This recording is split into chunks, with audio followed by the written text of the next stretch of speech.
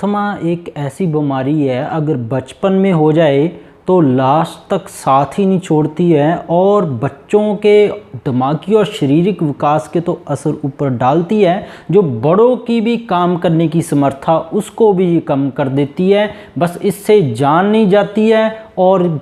जिसको ये बीमारी होती है वो किसी काम करने में अपने आप को पूरी तरह 100% नहीं वो दे पाता। तो आज मैं बताऊंगा अस्थमा का ऐसा घरेलू उपाय और क्योर कर सकते हैं अस्थमा का, और अस्थमा को बिल्कुल होम ट्रीटमेंट आप कर सकते हैं। और मैं आपको बताऊंगा कैसे 99% लोगों के अंदर आप भी हो जिसकी वजह से आपका अस्थमा आज तक नहीं ठीक हुआ है और आप उन 1% में आना चाहते हो जो अस्थमा का परमानेंट ट्रीटमेंट कर लेते हैं। तो ये वीडियो आपके लिए लास्ट तक देखिएगा। जो नए लोग मेरे साथ जुड़ रहे हैं वो मुझे सब्सक्राइब कर लें, बेल को दबाकर नोटिफिकेशन ऑन कर लें, क्योंकि साइंस को बिल्कुल हिंदी भाषा में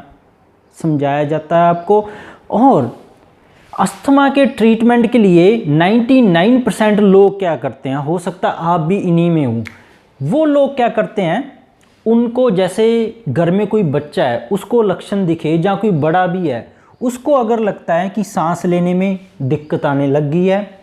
बच्चों के या बड़ों में उनकी छाती में बहुत ज़्यादा म्यूकस है, बलगम जमने लग गई है, महसूस होने लग गई है, वो बताने लग गया कि छाती में जैसे बलगम भरी हो, सांस लेने में दिक्कत आने लग गई है, खांसी उनको लगातार लगी रहती है और रैटलिंग साउंड है, जब वो सांस अंदर खींचते हैं और बाहर छोड़ते हैं उनकी छाती में जो बलगम भरी होती है तो सांस अंदर नहीं खींचने देती, बलगम बाहर ढंग से नहीं खींचने देती, तो उनको लगता है कि उनको अस्थमा हो गया। और कईयों को ये दमे की बीमारी है, खांसी से शुरू होती है, जुकाम से शुरू होती है, उनको पहले सुबह सुबह छींकें आती थी और बढ़ती उम्र के साथ बच्चों में ये अस्थमा में पक्का दमा अब हो गया है। तो इनको सारे लोग दमा समझ लेते हैं, अस्थमा समझ लेते हैं और सीधा ट्रीटमेंट के लिए क्या करते हैं, इन्हेलर, स्टीरॉयड दवाइयाँ, एंटीबायोटिक खाने लग जाते हैं और जहाँ कहीं से भी होम्योपैथी या आयुर्वेदा डायरेक्टली मेडिसिन इनके लिए ले लेते हैं। 99% लोग यही करते हैं, आप भी कर रहे हैं और इसीलिए आज तक आपका इलाज नहीं हो पाया है। आपको बचपन में भी दमा था, आज भी दमा इतना बढ़ गया है, आज उसके ऊपर कोई दवाई नहीं काम कर रही है, ना होम्योपैथी, ना आयुर्वेदा, ना इंग्लिश। तो 1% कौन है जो अपने आप को ठीक कर लेते हैं, वो करते हैं अपने आप को डायग्नोज। ये जो लक्षण है जो दमे के समझते हैं ये बीमारी नहीं है, दमे के पीछे अस्थमा के ये जो लक्षण है, अस्थमा के पीछे बीमारियां यहाँ हैं जो 1% लोग फाइंड आउट करते हैं, टेस्ट करवा कर वो पता करते हैं कि अस्थमा ये लक्षण उनको किस बीमारी की वजह से आने लग गए हैं, ना कि अस्थमा को वो बीमारी समझकर सीधी दवाइयाँ खाने लग गए हैं। वो इसको पता करते हैं क्या कारण है, वो करवाते हैं अपना CBC टेस्ट, कहीं उनके ब्लड में CBC रिपोर्ट में कोई इन्फेक्शन तो नहीं आई जिसकी वजह से अस्थमा डेवलप हो गया, चाहे बच्चा है चाहे कोई बड़ा है। वो अपना ESR टेस्ट करवाते हैं, कहीं उनके खून में कोई इन्फेक्शन तो नहीं चल रही, और ESR बढ़ा हुआ है मतलब कि उसको ESR बड़े होने की वजह से अस्थमा के ये सारे लक्षण आ रहे हैं। लोग वो लीवर की जांच करवाते हैं, जब SGOT SGPT बढ़ता है और ख़ास करके अल्कनाइन फॉस्फेटेज जब बढ़ता है तब भी अस्थमा के सारे लक्षण प्रोड्यूस होने लग जाते हैं और अस्थमा ठीक ही नहीं होता। और कईयों को 20 साल पहले डेंगू या 30 साल पहले टाइफाइड हुआ होता है, वो टाइफाइड को तो भूल ही जाते हैं और इनकी वजह से भी अस्थमा डेवलप हो जाता है। और किसी को बचपन में निमोनिया हो जाता है, उसका वो अच्छी तरह बच्चे का इलाज नहीं करवा पाते, तो 13-14 साल की उम्र में, 7-8 साल की उम्र के बाद जैसे ही वो दौड़ भाग करने लगते हैं उनको अस्थमा के लक्षण डेवलप होने लग जाते हैं। जॉन्डिस होने के बाद भी कईयों को अस्थमा के लक्षण डेवलप करने लगते हैं, क्योंकि इन सभी चीज़ों को ठीक करने के लिए लीवर का ठीक होना बहुत ज़रूरी है। जिन लोगों के प्लेटलेट डेंगू उनको 15 साल पहले हुआ था, आज भी 1.5 लाख से ऊपर ही नहीं बढ़ रहे, 2 लाख के नीचे घूम रहे हैं, तब इसका मतलब अस्थमा का कारण ये है, उनके अंदर इन्फेक्शन है, इम्यूनिटी लो हो रही है। और एलर्जी टेस्ट वो करवा कर पता कर लेते हैं, कहीं कोई बीमारी थी नहीं, उनको दूध छोड़ने की ज़रूरत थी और अस्थमा उनका बिल्कुल क्योर हो गया। बिना दवाई के भी अस्थमा ठीक कर सकते हैं और पता करते हैं। अस्थमा को हम बोलते हैं कि इम्यूनिटी लो होने की वजह से जो बीमारी पैदा हुई है, और वो 1% इसको भी पता कर लेते हैं कि किस बीमारी की वजह से इम्यूनिटी लो हुई है और उसका इलाज कर सकते हैं। तो अगर आप 99% में हैं तो अस्थमा आपका कभी भी ठीक होने वाला नहीं है, ना ही कभी होगा। अस्थमा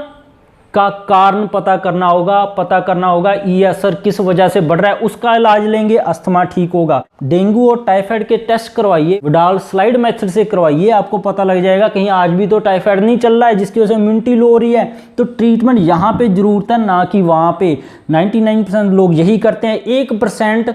अपनी बीमारी का पता करते हैं, कहीं प्लेटलेट लो होने की वजह से तो नहीं अस्थमा उनका ठीक हो रहा है, कि आजकल दवाइयां भी उनके ऊपर काम करना बंद कर गई है, तो इसके लिए वो ट्रीटमेंट लेते हैं, अस्थमा अपने आप ठीक होता है। और 1% लोग ऐसे ही टेस्ट करवाकर पता करके अस्थमा का कारण क्या है उस बीमारी का इलाज ले लेते हैं। और इनसे भी कुछ एडवांस लोग होते हैं जो क्या करते हैं, पता करते हैं कि कहीं स्ट्रेस की वजह से तो नहीं है उनको अस्थमा, तो स्ट्रेस वालों को तो पोटाशियम और मैग्नीशियम देने से ही अस्थमा उनका ठीक हो जाता है।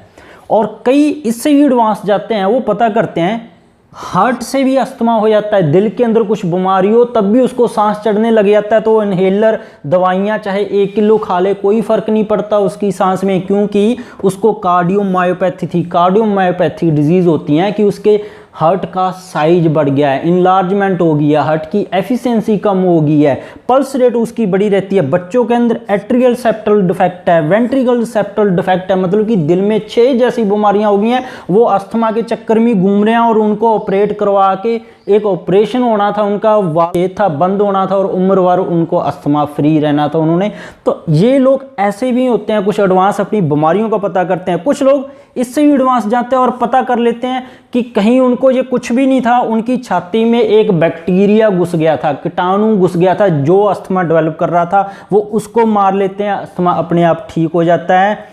वो एलर्जी को अभी ढूंढ लेते हैं, कारण क्या है, कि मान लो किसी को गेहूं से एलर्जी आ गई है तो उसका भी कारण क्या है, वो उसका भी इलाज कर लेते हैं, एलर्जी लेवल लो हो जाता है, अस्थमा अपने आप ठीक हो जाता है।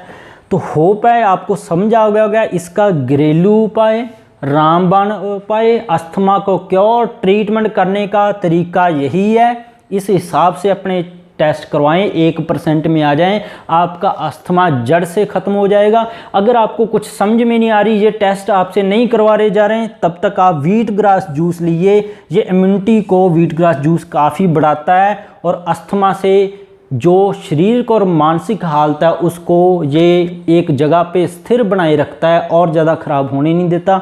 होप है आप भी कोशिश करेंगे 1% लोगों में आने का, जो दवाइयाँ नहीं खाएंगे, पहले पता करेंगे कि अस्थमा क्यों हुआ है, किस बीमारी की वजह से हुआ, उस बीमारी को पकड़कर उसका इलाज करेंगे। चाहे फिर आप होम्योपैथी दवाई लीजिए, चाहे आयुर्वेदिक, नहीं तो इन 99% में तो आपकी सारी उम्र गुजरने वाली है, अस्थमा नहीं ठीक होने वाला है। तो इसका घरेलू रामबाण उपाय यही है, दवा भी यही है कि आप इसको पता कर लीजिए, आपका जड़ से अस्थमा ठीक हो जाएगा। होप आपको सारी वीडियो समझ आ गई होगी। तो इसके बिना भी मेरे चैनल पर बहुत सारी हेल्थ टॉपिक्स पर वीडियोज़ हैं, गठिया है, एलर्जी है, कोई हार्ट डिजीज़ है, किसी को एफिशिएंसी किसी की कम है, 25% तक रह गई है, हार्ट के वाल रिप्लेसमेंट के लिए कोई जा रहा है, घुटने बदलवाने के लिए कोई जा रहा है, कैंसर है, अलग अलग तरह के ट्यूमर है, उनके ऊपर सभी के ऊपर मेरे जो चैनल पर वीडियोज़ हैं आप देख सकते हैं। मेरे पास आने की कोई ज़रूरत नहीं है, आप वहीं पे देखिए, उपाय भी बताए हुए हैं, अपने लोकल डॉक्टर से मिलिए, सारे टेस्ट करवाइए और अपना इलाज करवाइए। तो अगर आपके पास ऐसा कोई पेशेंट है जो अपना इलाज नहीं करवा सकता है, उसको कोई ऐसी कैंसर जैसी नामुराद बीमारी है, तो आप मेरे क्लिनिक पर उनको भेज सकते हैं, हम उनका फ्री ऑफ कॉस्ट इलाज करेंगे और पहले भी करते आ रहे हैं। तो वीडियो को लाइक और शेयर करना मत भूलिएगा। आपका बहुत बहुत शुक्रिया। जिन लोगों ने मुझे सब्सक्राइब नहीं किया वो सब्सक्राइब कर लें, बेल को दबाकर नोटिफिकेशन ऑन कर लें, हमारे साथ जुड़े रहें ताकि हम आपको लेटेस्ट अपडेट देते रहें। धन्यवाद।